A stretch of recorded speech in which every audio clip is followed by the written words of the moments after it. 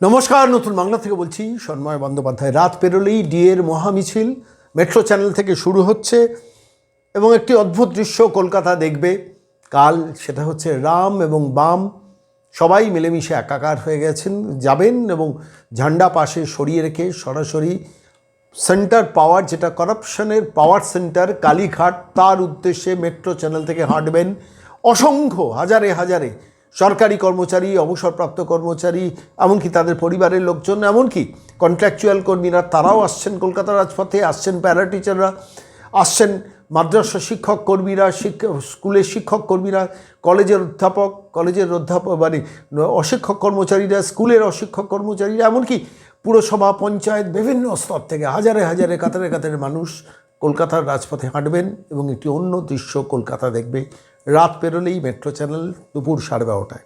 দেখা হবে সেখানে সবার সঙ্গে। এটা তো গেল একটা দিক। দ্বিতীয়ত হচ্ছে এই মিছিলের পর কি, হোয়াট নেক্সট। পরিষ্কারভাবে কর্মচারী সমাজ বন্ধের দিকে যাচ্ছেন, একদম সরকারকে আগাম জানিয়ে বন্ধের দিকে যাচ্ছেন এবং নন কোঅপারেশনের দিকে যাচ্ছেন। একটা লাগাতার ক্লান্তিহীন আন্দোলনের পথে সরকারি কর্মচারীরা যাচ্ছেন, অবসরপ্রাপ্ত যারা কর্মচারী আছেন। আপনারাও প্রত্যেকে আসুন, এই মিছিলে থাকাটা দরকার এবং এই সরকারকে সরানোটা দরকার। এই প্রতারক সরকার, আমি আবারও বলছি, এই মহিলা সরকারে থাকলে আপনি এক পয়সাও দিয়ে পাবেন না। রন্ধ্রে রন্ধ্রে প্রতারণা, শুধু না, কৌশল নানানভাবে। আজকে যখন এই প্রতিবেদন পেশ করছি, আমি নবান্ন থেকে খোঁজ নেওয়ার চেষ্টা করছিলাম, আমার যা যা সোর্স আছে। ইন্দু মালহোত্রা কমিটির সঙ্গে কি তারা আলটিমেটলি বসেছেন? এখনও নানান নছিলায় সেই বসাটাকে প্রলম্বিত করছেন, বিলম্বিত করার চেষ্টা করছেন।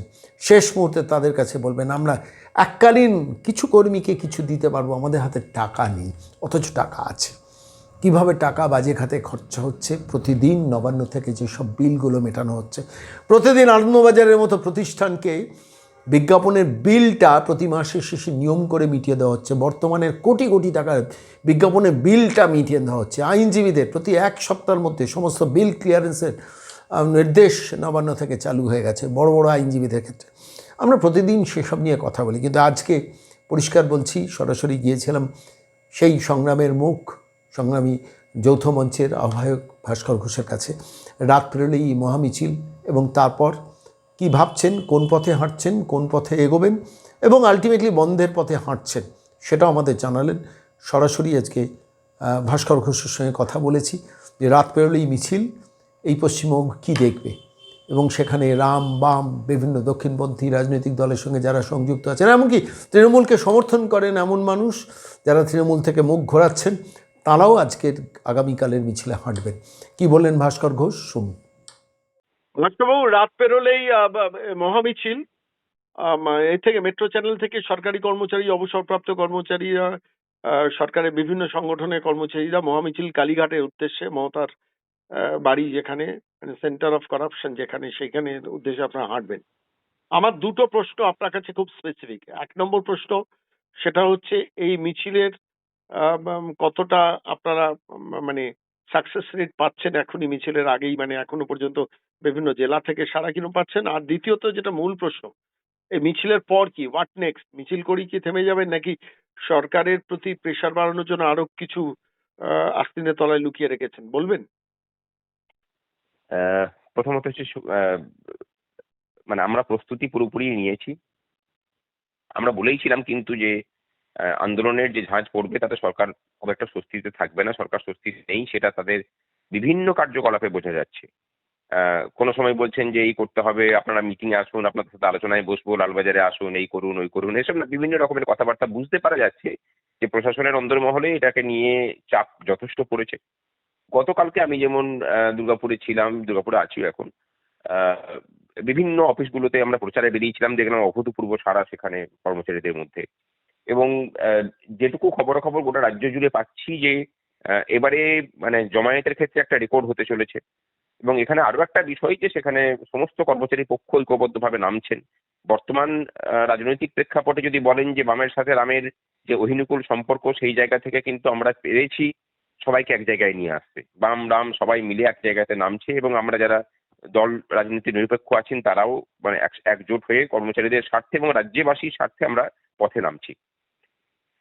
আশা করি কর্মসূচি খুব ভালো হবে এবং এর পরেও যদি কাজ না হয় তাহলে আমরা আগেই যেমন বলে রেখেছিলাম যে রাজ্যটাকে অচল করার দিকে আমরা যাব, এবং সেই অচল করার মধ্যে ধর্মঘট হচ্ছে একটা পন্থা। সেই ধর্মঘটের দিকে যেটা আমাদের মানে রাজ্য প্রশাসনই বাধ্য করবে আর কি। আমরা তার জন্য প্রস্তুতিও মানে হয়ে আছি, এবং আপনাদের মাধ্যমে কর্মচারীদেরকে বলি যে আপনারাও প্রস্তুতি নিন। যে এই সরকারটাকে অচল করতে না পারলে, আমরা যদি সমস্ত কিছুকে সচল রেখে পরে ভাবি যে তার কাছ থেকে আদায় করা যাবে, সেটা হওয়া সম্ভব নয়। তিনি যখন আমাদের জীবনযাত্রার স্বাভাবিক মানটাকে অচল করার জন্য মানে ধনুক ভাঙা পণ করেছেন, তখন তার প্রশাসনটাকে সচল রাখার মতো ব্রত নিয়ে চলাটা আমার মনে হয় না খুব বেশি বুদ্ধিমানের কাজ হবে। হুম।